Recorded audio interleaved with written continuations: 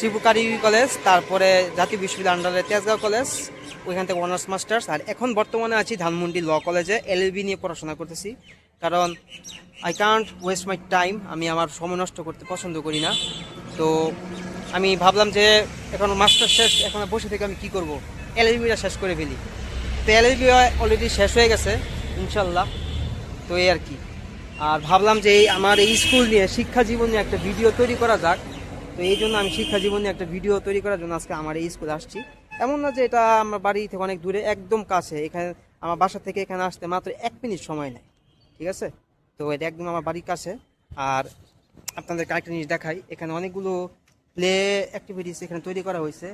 ওইখানে একটা স্লিপ খেলার জন্য একটা আছে, যেটা আমাদের সময় ছিল না। আমরা এখানে ক্রিকেট খেলতাম, এটা ছিল আমাদের অফিস কক্ষ ছিল।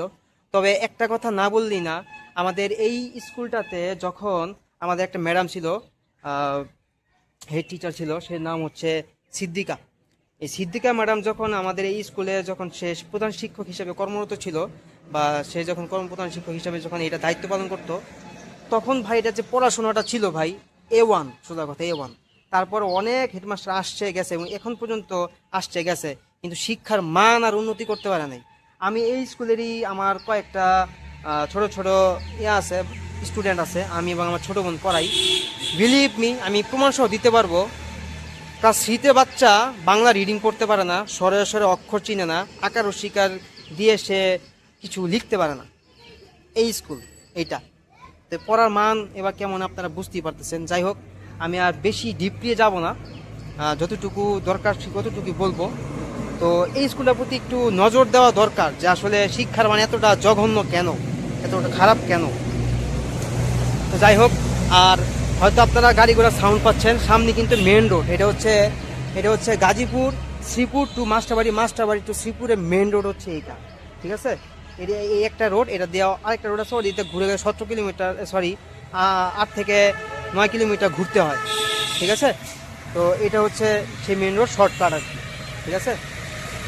তো যাই হোক ভাই, আপনারা যারা যারা ভিডিওটা দেখছেন সবাই দেখুন।